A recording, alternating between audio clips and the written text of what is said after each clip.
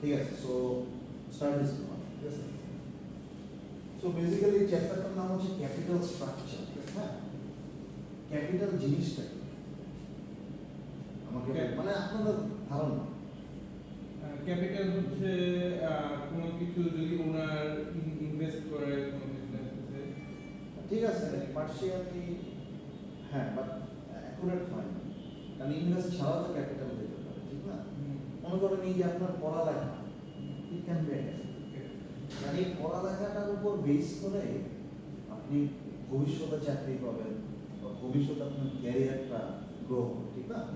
So capital হচ্ছে একটা পুঁজি বা সংগ্রহ, সংগ্রহ মানে বেশ কিছু জিনিসের সংগ্রহ, পুঁজি।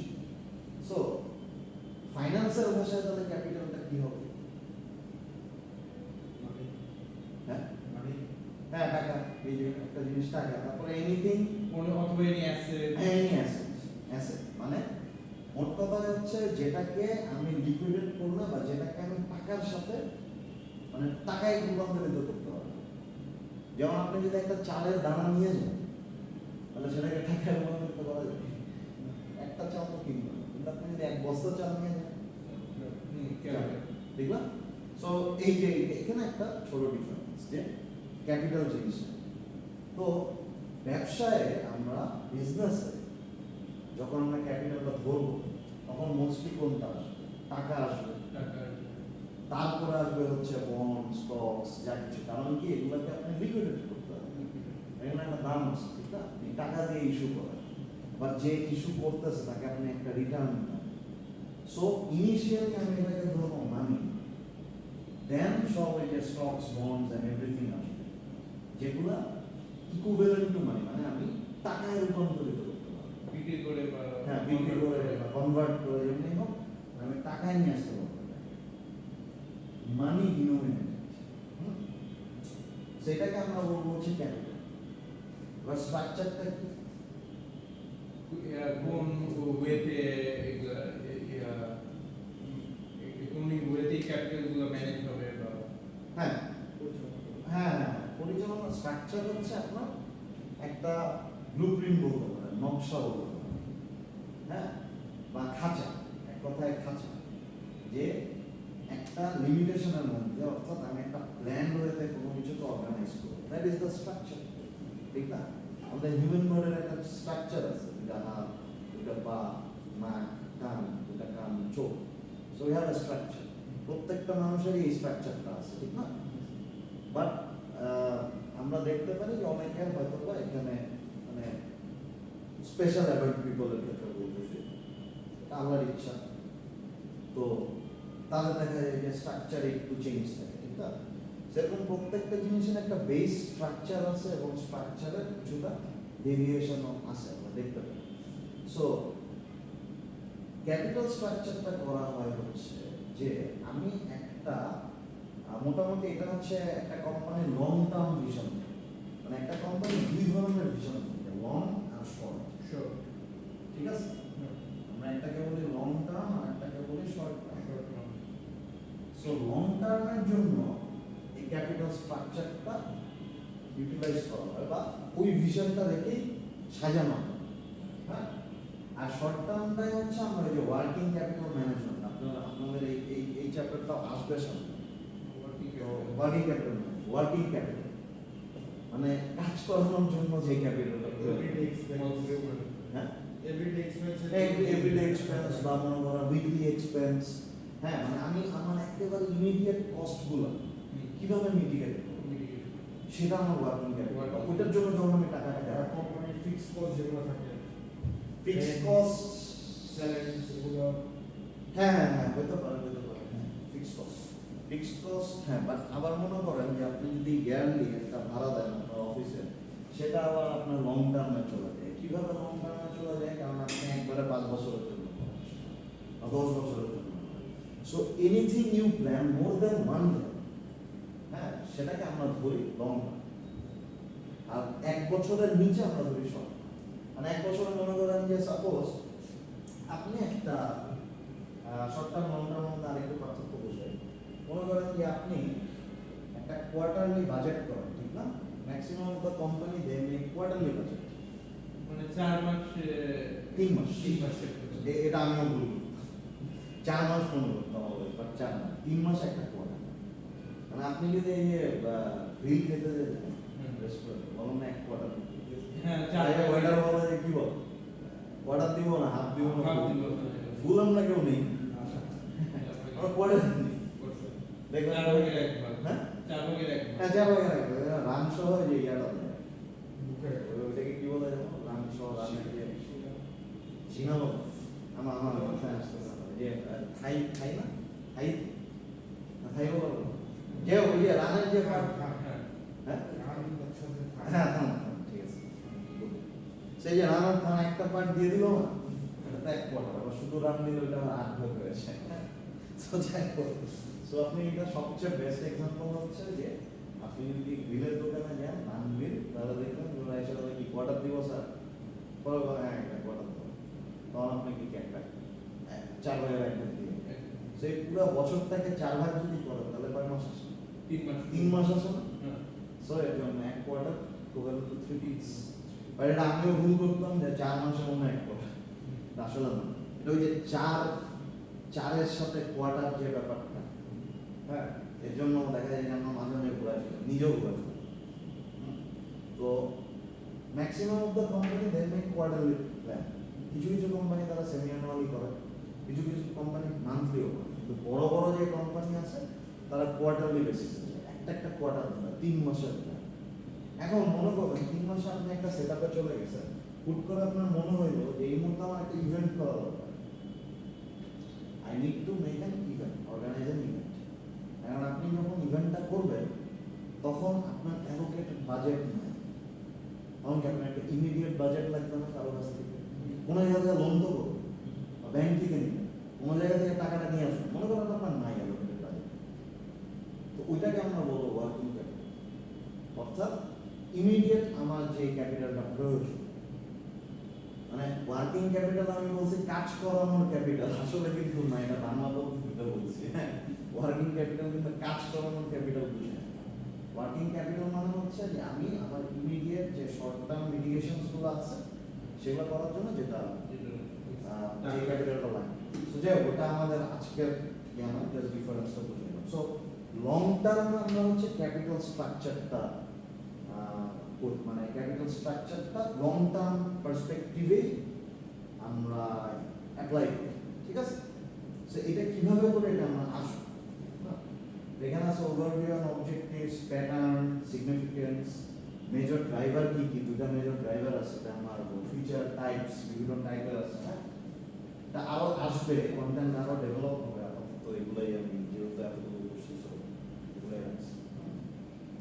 দেখেন এটা যদি পড়েন, capital structure is that part of financial structure. আচ্ছা, এখানে একটা ব্যাপার আছে, সেটা হচ্ছে ফাইন্যান্সিয়াল স্ট্রাকচার আর ক্যাপিটাল স্ট্রাকচার, ফাইন্যান্সিয়াল স্ট্রাকচার আর ক্যাপিটাল স্ট্রাকচারের মধ্যে কি একটা ডিফারেন্স হওয়া উচিত না? হ্যাঁ তো এটা দেখেন, ফাইন্যান্সিয়াল স্ট্রাকচারকে যখন আমরা ন্যারো ডাউন করি তখন এটা ক্যাপিটাল স্ট্রাকচার, ঠিক আছে? ফাইন্যান্সিয়াল স্ট্রাকচার হচ্ছে মনে করেন যে সব কিছু ধরবে, যে আমার আগামী 10 বছর এত টাকা লাগবে, তারপরে আমার ফোরকাস্টিং আসতেছে এইটা, দেন অ্যাকাউন্ট সেকশন, হ্যাঁ, অ্যাকাউন্টিং, রিপোর্টিং, সব কিছু মাথায় রেখে আমি যে ভবিষ্যতে যে বাজেট প্ল্যানটা করতেছি, যে আমার এরকম টাইপের বাজেট লাগবে, হ্যাঁ, আমি এই প্রজেক্টগুলো করবো, এই যে এই কাজটা করতেছি, করার পর যে স্ট্রাকচারটা আমি সাজাচ্ছি, এটাকে আমরা বলবো ফাইন্যান্সিয়াল স্ট্রাকচার, ঠিক আছে? Financial structure. আর ফাইন্যান্সিয়াল স্ট্রাকচারের মধ্যে এটা হতে পারে যে একটা বিল্ডিং বানানোর খরচ, তারপরে মনে করেন যে বিভিন্ন ধরনের বড় বড় ম্যাচ লেভেলের প্রজেক্টগুলো যে করবো সেগুলো ফোরকাস্টিং, হ্যাঁ, তারপরে একটা প্রজেক্ট আমি লঞ্চ করলাম, এটা থেকে ভবিষ্যতে কত টাকা আসবে না আসবে সেটার একটা প্ল্যান, সেই অনুযায়ী একটা স্ট্রাকচার। সো ফাইন্যান্সিয়াল স্ট্রাকচার হচ্ছে অ্যাজ এ হোল, মনে রাখবেন যে এটা হচ্ছে ব্রড, এটা থেকে একটু ছোট করলে ক্যাপিটাল স্ট্রাকচার। ক্যাপিটাল স্ট্রাকচার হচ্ছে এই যে ফাইন্যান্সিয়াল স্ট্রাকচারের যে গোলগুলো বা এইমগুলো অ্যাটেইন করার জন্য আপনার যে সোর্সটা লাগবে, যে টাকা বা ক্যাপিটালের যে সোর্সটা, সেই সোর্সটা কিভাবে ডিজাইন করবো, ওইটা হচ্ছে ক্যাপিটাল স্ট্রাকচার। বুঝছেন? তার মানে ফাইন্যান্সিয়াল স্ট্রাকচারে আমি ফোরকাস্ট করবো যে হ্যাঁ, আমি অনেক কিছু বানায় ফেলবো, অনেক প্রজেক্ট হবে, অনেক বড় হসপিটাল বানাবো, স্কুল বানাবো, হ্যাঁ। কিন্তু স্কুল বানানোর জন্য আমার দেখা গেল যে 5 বছর আমি একটা স্কুল বানাবো, সো নেক্সট 2 বছরের জন্য ঠিক আছে আমি লোন নিব না, আচ্ছা আমার কোম্পানির শেয়ার হয়েছে। কি পরিমাণ ফাইন্যান্স গ্যাদার করবো, এই যে ফাইন্যান্সের যে সোর্সগুলো, বা আমি কি বন্ড ইস্যু করবো না করবো, আমি কি লোন নিব না নিব, ব্যাংকের সাথে কি লিয়াজো মেনটেন করবো না, ঠিক আছে না, এই ব্যাংকের ছবি ব্যাংক মনে হয় ভালো, কম সুদে দিচ্ছে, তো এই জিনিসগুলো আসবে হচ্ছে ক্যাপিটাল স্ট্রাকচার। ঠিক আছে, তাহলে ইতিমধ্যে বুঝে গেছে যে capital structure basically mix of two things, একবারে ফান্ডামেন্টাল টু থিংস। একটাকে আমরা বলে ডেট বা লোন, যে ডেট, এটার লেখাটা ডেট হলে উচ্চারণ কিন্তু ডেট, ডেট ডেট ডেট, হ্যাঁ, not that debt, that is debt, is debt, just direct debt, হ্যাঁ। আর ইকুইটি হচ্ছে কোম্পানির একটা অংশ। সো আপনি দুই ভাবে ফান্ড রাইজ করতে পারেন, একটা হচ্ছে লোন নিয়ে। লোন কিভাবে নিতে পারেন, যেমন মনে করেন যে আপনি ব্যাংকের কাছ থেকে 1 লাখ টাকা লোন নিলেন, তার বদলে ব্যাংকে বললেন যে আমি 1 বছর পর তোমাকে 1,20,000 টাকা দিয়ে দেবো, সেটা একটা লোন। এটাকে আমরা বলবো, তো আমার এখানে কি 20% ইন্টারেস্ট থাকছে? হ্যাঁ 20%, এক্স্যাক্টলি, হ্যাঁ 20%। না এত থাকে না, এটা জাস্ট একটা এক্সাম্পল, এত তো নেয় না। আবার ব্যাংকে আর একটা সমস্যা আছে যে ব্যাংকে আপনারা অলরেডি ফাইন্যান্সিয়াল ম্যানেজমেন্টে দেখছেন যে কম্পাউন্ডিং ইন্টারেস্ট একটা ব্যাপার আছে। হ্যাঁ, সেই ইন্টারেস্ট বাড়তে থাকে, মানে আপনি সময় যদি মতো লেট pay করেন, করতে হ্যাঁ হবে। আপনি যদি লেট করেন পে করতে, তাহলে এই যে কম্পাউন্ডিং হবে, সেইটা কি- দেখছেন না কম্পাউন্ডিং এ কেমন বাড়তেছে। সেটা কি টাইম শেষ হয় নাকি ওই যে ইনস্টলমেন্টে আমি দেখছি পে করে ওইভাবে? না, আপনি যদি ইনস্টলমেন্ট গুলো সবকিছু ঠিকঠাক রাখেন, তাহলে ক্যালকুলেশন অনুযায়ী জিনিসটা আগাবে। কিন্তু আপনি মনে করেন 1 মাস আগে একটা দিলেন, 6 মাস পরে দিলেন, তখন ওই যে ওটা তো কম্পাউন্ডিং হচ্ছে, ইন্টারেস্ট বেড়ে ইন্টারেস্ট বেড়ে যাচ্ছে না, কারণ ওই ক্যাপিটালটাই আবার কম্পাউন্ডিং হচ্ছে। ওটাকে আমরা বলি হচ্ছে লোন অ্যামোর্টাইজেশন। এটা আপনারা যদি ভবিষ্যতে কখনো ফাইন্যান্সের আরো অ্যাডভান্স কোর্স করেন, তাহলে লোন অ্যামোর্টাইজেশন জিনিসটা শিখবেন। সো লোন যত কমতে থাকে, হ্যাঁ, ওই অনুযায়ী ইন্টারেস্টের একটা অ্যাডজাস্টমেন্ট হয়। এখন আপনার যদি লোনটাকে ধরে রাখেন একটা পার্টিকুলার পিরিয়ডে, তখন ওটা তো আইডেল হয়ে বসে থাকে। সো লোনের অ্যামাউন্টটা তো কমলো না। যেমন মনে করেন আজকে আপনি 1,000 টাকা নিলেন, হ্যাঁ, সো পরের মাসে আপনি 200 টাকা দিয়ে দিচ্ছেন, ঠিক আছে, সো এরপরে 800 টাকার উপর ইন্টারেস্ট চার্জ হবে, ঠিক না? তারপরে আবার মনে করেন যে আপনি পরের মাসে আবার 200 দিয়ে দিচ্ছেন, এবার 600-র উপর হবে ইন্টারেস্ট চার্জ, ঠিক না?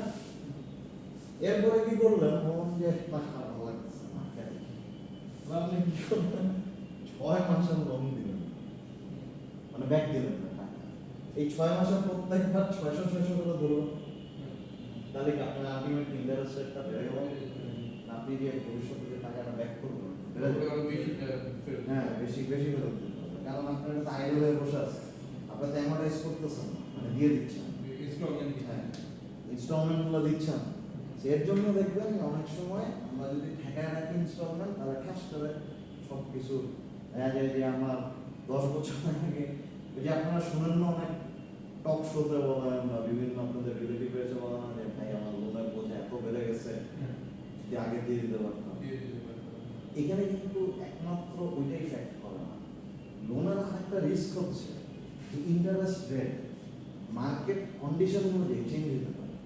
ইনফ্লেশন হচ্ছে না, টাকার ভ্যালু, এগুলোও কিন্তু সব কিছু আমলে চলে আসে। তো আপনি যদি 10 বছরের আগের লোন 10 বছর পরে দিতে চান, তাহলে দেখা যাবে যে আপনার বার্ডেন অনেক বেড়ে গেছে, আগে যা দিতেন তার চেয়ে অনেক বেড়ে গেছে। জিনিসগুলো কিন্তু এটার কারণে হয়। আমাদের কাছে কিন্তু আপাতত দৃষ্টিতে মনে হয় যে আচ্ছা এটা হচ্ছে কেন, এটা হয় কেন, আগের টাকা আগেরটা দিয়ে দিব, ওটা কেন বেশি দিব, কিন্তু সিস্টেমটাই এরকম, আমাদের ইকোনমিক সিস্টেমটাই এরকম, এবং ম্যাক্সিমাম অফ দ্য কান্ট্রিজ আর ক্যাপিটালিস্টিক ইকোনমি তাদের কান্ট্রিতে চলছে। সো দেখা যাচ্ছে যে এই যে পুঁজিবাদী সমাজ ব্যবস্থায় এরকম টাইপের ইকোনমি চলে। ইসলামিক ইকোনমি একটু ডিফারেন্ট, বা আপনার যদি ইসলামিক ফাইন্যান্স পড়ান আরো সম্পর্কে আরো জানতে পারবেন। আমি ইন্ডিয়াতে কোর্স করছি ইসলামিক ফাইন্যান্স, আচ্ছা স্যার, ইকুইটির ব্যাপারে একটা কথা বলছি। ইকুইটি মানে যেন কি ছিল যে এটা হচ্ছে আপনার একটা কোম্পানি ওনারশিপ অংশ, আচ্ছা equity, একটা ভাগ, একটা পোর্শন। মানে কি লাভ লাভের না মনে করেন যে আপনার কোম্পানি 1000 টাকার ব্যবসা করে, হ্যাঁ 1000 টাকার ব্যবসা করতেছে, তার মানে কোম্পানির ভ্যালু ব্যবসা করতেছে না, কোনো কোম্পানির ভ্যালু হচ্ছে, কোম্পানির দাম হচ্ছে 1000 টাকা। এই 1000 টাকা কিভাবে হয়েছে? কোম্পানিতে বিভিন্ন অ্যাসেট ইনজেক্ট হয়েছে, কোম্পানিতে ইন্টেলেকচুয়াল আছে, যেমন আপনার এমপ্লয়ীদের একটা ভ্যালু আছে, সব মিলে মনে করেন যে আমার কোম্পানির ভ্যালু তো 1000 টাকা। এখন আপনি আমাকে বলবেন যে ঠিক আছে আমি আমাকে 10% দাও, ঠিক আছে, কোম্পানির 10% আমি নিতেছি, তখন আমি বলবো যে না সেক্ষেত্রে আমাকে বেশি দিতে হবে, বা 10% দিতে পারি, হ্যাঁ 10% দাম তো করবেন মানে 100 টাকা না, মানে আমি মনে করেন যে বললাম যে না আমি 100 টাকা দিব, 150 টাকা দিব, তখন কিন্তু কোম্পানির ভ্যালু আবার বেড়ে যাবে না, হ্যাঁ, কারণ আমি যখন দেখবো যে ডিমান্ড বাড়তেছে, হ্যাঁ, আচ্ছা এটা আরেকটু পরে ডিসকাস করা উচিত ছিল, আগে বলে দিচ্ছি। মোট কথায় ফার্স্টে এটা বুঝতে যে 10% যেটা আপনি কোম্পানি কিনবেন এটাই, ঠিক আছে, অর্থাৎ 10% আপনি কোম্পানি কিনতেছেন, হ্যাঁ এটাই। এখন আপনার মনে করেন এই 10% আপনি আবার বিক্রি করতে পারেন বিভিন্ন মানুষের কাছে, আপনি 100 টাকায় কিনছেন না, আপনি বেচবেন 150 টাকায়, তাহলে এই কোম্পানির আলটিমেট ভ্যালু কি তাহলে আরো বেড়ে গেল না, কম হয়ে যাবে কত, 1500 টাকা, দেখছেন এক কথা, 10% বেচার কারণে 1500 টাকা দিয়ে গেছে ভ্যালু। এইভাবে কিন্তু কোম্পানির ভ্যালুয়েশন পায়। আপনার যদি হ্যাঁ বল।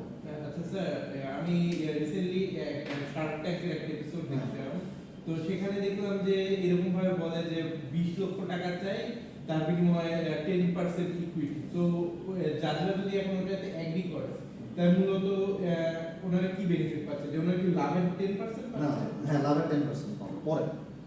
বেসিক্যালি হচ্ছে আপনার কোম্পানি যে লাভটা করবে তার 20% তো ইনভেস্ট করতেছে, সে টাকাটাকে খাটাচ্ছে, খাটানোর পরিবর্তে, এবং এখানে আরো মনে করো অনেক অপশন আছে, আপনারা কর্পোরেট ফাইন্যান্স বা আরো ভবিষ্যতে যখন করবেন ফাইন্যান্সিয়াল স্ট্রাকচার মডেলিং এগুলা তখন আরো জানতে পারবেন, এগুলো অনেক ব্যাপার আছে, বাইব্যাক অপশন থাকে, তারপরে আবার মনে করেন লোন হিসাবে দিতে পারে, তারপরে আবার বলতে পারে 2 বছরের মধ্যে পরিশোধ করে দিবেন টাকা, আমার টাকা আমাকে ব্যাক করে ওটা দিবেন। কি নেট ইনকাম থেকে দিবে, মানে নেট প্রফিট থেকে, বছরে যে নেট প্রফিট? না আপনি যখন বড় কোম্পানির কথা চিন্তা করুন তখন নেট প্রফিট, আচ্ছা নেট ইনকামটা হচ্ছে ইন্ডিভিজুয়াল পার্সপেক্টিভে আমরা, এটা আমি মনে রেকর্ডেড ক্লাস যদি আপনারা দেখে থাকেন আমি বলছিলাম বা লিখে দিচ্ছিলাম যে আমরা যখন কর্পোরেশন ফরম্যাটে চিন্তা করি তখন নেট ইনকাম আর net profit are not same, but আমরা যখন ইয়াতে যাই ছোট কোম্পানি সোল প্রোপ্রাইটরশিপ ওখানে নেট ইনকাম হবে, হ্যাঁ। আর যখন আমি এটা কোম্পানি কর্পোরেট হয়ে হ্যাঁ অনেক বড় লিমিটেড বড় লাইবিলিটি স্কেলে যখন দেখবো তখন এটা সেম না, আলাদা দুটো আলাদা জিনিস। সো এখানে যেটা হয়, এখন কোম্পানি আপনার ইনভেস্টর বলতে পারে যে আমার রেভিনিউর 20% দিলাম, কিন্তু এটা হয় না, হয় না। বলতে পারে। মোট কথায় হচ্ছে প্রফিটের যে লভ্যাংশ যে 20% সেটা সে পাবে, মানে আমি যতদিন সে না বেচে আচ্ছা বা যতদিন ক্লস থাকে সেটাই, যে ঠিক আছে আমি 20% কোম্পানি কিনে রেখে দিয়ে বসে আছি। অনেকে দেখেন অনেক ইনভেস্টর কোনো বাইব্যাক অপশন দেয় না, বাইব্যাক মানে আমি আবার কিনে নিতে পারবো, মনে করেন আপনাকে আমি 20% ইমিডিয়েটলি বেচলাম, বেচার পর আমি যদি বাইব্যাক অপশন দিয়ে দিই তাহলে বলবো যে আমি 2 বছর পর আবার এটা বাইব্যাক করবো, কিনে নিই, এই প্রাইসেই কিনে নিই, বাইকটা 50,000 টাকা বেশি প্রাইসে আমি back করবো। তখন না মার্কেট ডিসিশন হ্যাঁ তখন মনে করেন ভ্যালুয়েশন যেটা হবে তা যাই হোক না কেন আপনার দেখা যাবে যে ইনভেস্টরদেরকে ওই 2 লাখ টাকাই আবার ব্যাক করবে, মানে 2 লাখ টাকা দিয়ে ওনার তার কোম্পানিটা কিনে ফেলতে পারে। কিন্তু এর মধ্যে কি হবে, যে 2 লাখ টাকা খাটানোর জন্য কিন্তু যা লাভটা সে সব কিছু নিয়ে নিচ্ছে, ঠিক আছে। সো এটা মনে করেন একটা কি করলো, কমপ্লেক্স লাগতেছে জিনিস না না এটা তারা কি করলো যে টাকাটা মনে করেন কিছুদিনের জন্য একটা বক্সে ঢাললো, বক্সে ঢালার পরে ওখান থেকে কিছু ইনগ্রেডিয়েন্ট বের হইলো, বের হয়ে লোন নিল, এরপরে বক্স থেকে টাকাটা তুলে দিল, এটা হচ্ছে বাইব্যাক অপশন। এরকম অনেক ধরনের ক্লজ আছে, আপনার যখন একটা বিজনেস ডিল হয়, মানে আমি তো ডিরেক্টলি করতে পারি ক্লায়েন্টের সাথে অনেক ধরনের বিজনেস, তো তখন তাদের বিভিন্ন ধরনের এক্সপেকটেশন, তাদের সাথে আপনার এটা খুব সিম্পল চিন্তা করুন যে একটা কোম্পানি ইজ লাইক আ, মনে করেন এই ডাস্টারটার মতো, ডাস্টার একটা জায়গায় বেচে না, হ্যাঁ এই কোম্পানি আপনি বিভিন্ন কোম্পানির আপনি বেচতে পারবেন না, কোম্পানির কিছু অংশ আপনি বেচতে পারবেন, ওর জন্য একটা বার্গেনিং। এখন কথা হচ্ছে যে এই ভ্যালুয়েশনটা হয় কেন হ্যাঁ বা কেমনে সে চাচ্ছে। অনেক সময় দেখি যে কোম্পানি বলে যে এত কোটি টাকা ভ্যালুয়েশন নিচ্ছে লেখা হবে রাইট, আমি এত চাচ্ছি। এইটা কিভাবে হয়? এইটা হয় সম্পূর্ণ আপনার চাওয়া। এখন মনে করেন যে ওই যে দেখেন না শার্ক ট্যাঙ্কে দেখছেন না যে আপনি অনেক অ্যাবসার্ড কথা বলে ফেলতেছেন, আপনার ভ্যালুয়েশন কোনোভাবেই আমার এটার সাথে মিলে না। হ্যাঁ বলতেছেন আপনি না? অনেক বেশি হ্যাঁ। ধরে ফেলতেছেন ভ্যালুয়েশন। এক্স্যাক্টলি, আপনি যা খুশি চাইতে পারেন। You are the seller, you can ask for anything. আপনারা যখন কাপড় কিনতে চান তখন সেলার শুরু করেন 1000 টাকা দিয়ে, দাম তো ওটা মনে করেন 200 টাকা। 200 টাকা হ্যাঁ। দুই মার্কেট আছে, বলা না যে 1000 টাকা ওখান থেকে কমতে কমতে কমতে সেটা 200 নাম নামার পর আপনি কিনেন। এই সেম জিনিসটাই হয় যখন আপনি ইকুইটি সেল করেন, ঠিক আছে? এখন কেউ কেউ গেইনার হইতে পারে যে খুব বেশি টাকায় কম পার্সেন্ট বেচে দিল, ঠিক আছে?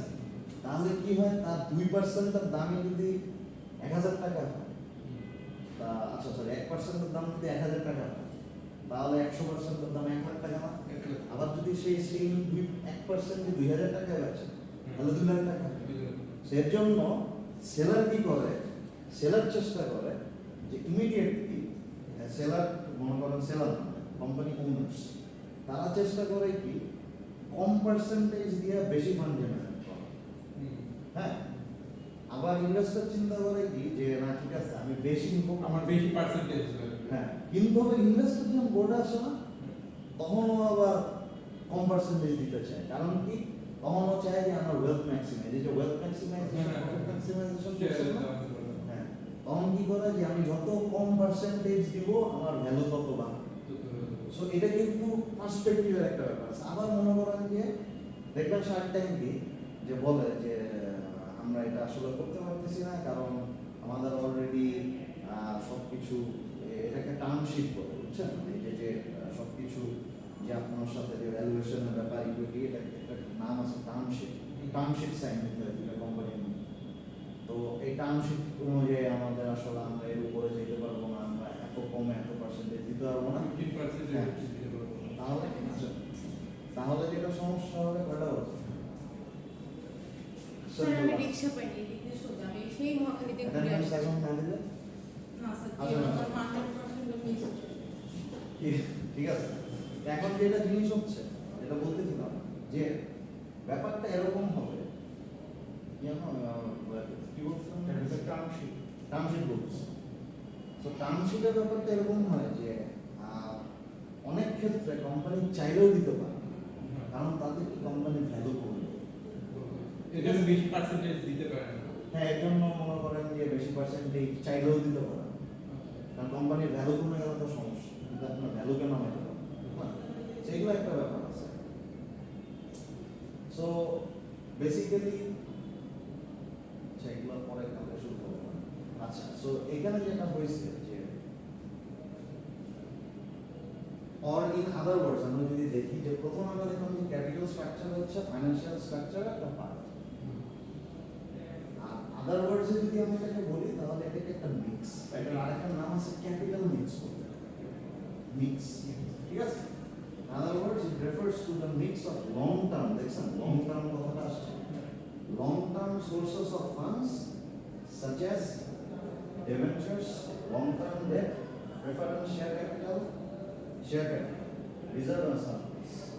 এখন একটা ব্যাপার আছে, আমি এই লাইনটা চাইলে অমিট করে দিতে পারি, কারণ এই লাইনে অনেক কিছু আপনি বুঝে নাকি বুঝছেন? কোনগুলো? এই যে যেমন লং টার্ম ডেট, ডেবেঞ্চার, এগুলো বুঝেন? অল্প ডিবেঞ্চার হচ্ছে ওই যে অনেক লং টাইমের জন্য যে একটা লং টার্ম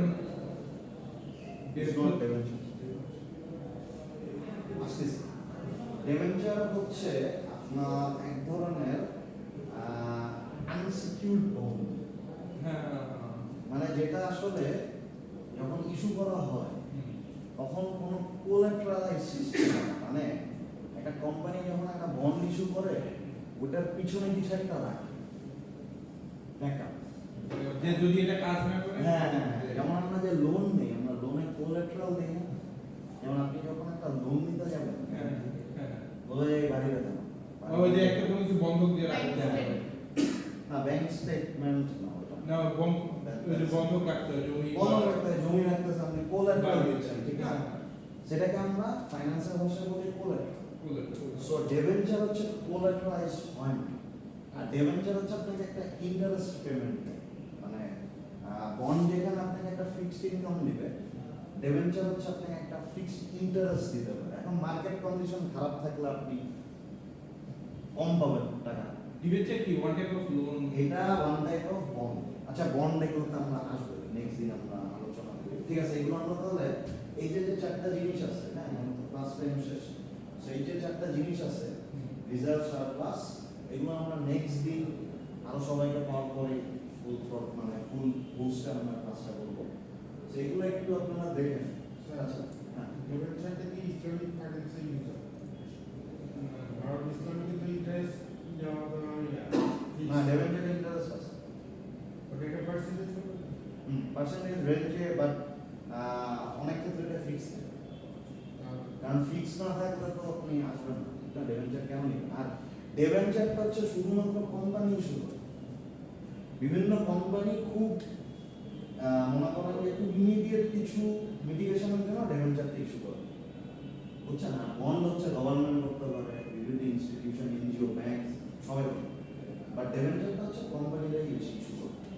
এটা আপনার ইস্যু করতে হবে মার্কেট থেকে, বা ইস্যু কেমন করতে হবে? মার্কেট বলতে ইনভেস্টমেন্ট ব্যাংকের কাছ থেকে যে দেন আপনি ইস্যু করবেন, ইস্যু করার পরে then you can trade it in the secondary market. Secondary মার্কেটে ছেড়ে দেবেন, মানুষ আপনার কাছ থেকে কিনবে। কিনবে বলতে আপনার এখানে টাকা পাবে, ঠিক আছে? সেগুলো হচ্ছে সব documents, paper, just paper, and in against of that you are paying them, they are also giving you some fundraise করার ways. Exactly. So this are basically documents. কিন্তু এই ডকুমেন্টসের পিছনে আবার ইয়া থাকে, এরকম কোলাটেরাল, বিভিন্ন ধরনের কোম্পানি মনে করেন যে অনেক কিছু এখানে থাকে। Yes. কতজন? তিনজনে পাঁচজন? সেই ডেডিকেটেড, হ্যাঁ? রাত্রে শুরু করে না শেষ করে? না স্যার, শেষ করতে। ঠিক আছে। Sir, thank you sir. So basically হচ্ছে the mix of debt and equity, তাকে এই জায়গাটা আমি মার্ক করে দিয়েছি। এই যে ডেট অ্যান্ড ইকুইটি যে দিয়ে যে আমরা মিক্সটা করি, হ্যাঁ। সাপোজ 30% ডেট, 70% মানে আমি কোম্পানি 70% ওনারশিপ দিয়ে দিলাম অনেক মানুষকে, আর 30% আমি ব্যাংক থেকে লোন দিলাম। সে এরকম কিছু ব্যাপার আছে, হ্যাঁ। ডেট টু ইকুইটি রেশিও আছে, আপনারা ফাইন্যান্সিয়াল স্টেটমেন্ট অ্যানালাইসিসে দেখবেন যে আপনারা পড়েননি এই রেশিওগুলো। সো ওখানে ডেট টু ইকুইটি রেশিও আছে, ডেট রেশিওস বলে এগুলো। তো ডেট টু ইকুইটি মনিটরে টাকা রেশিও, পায়। হুম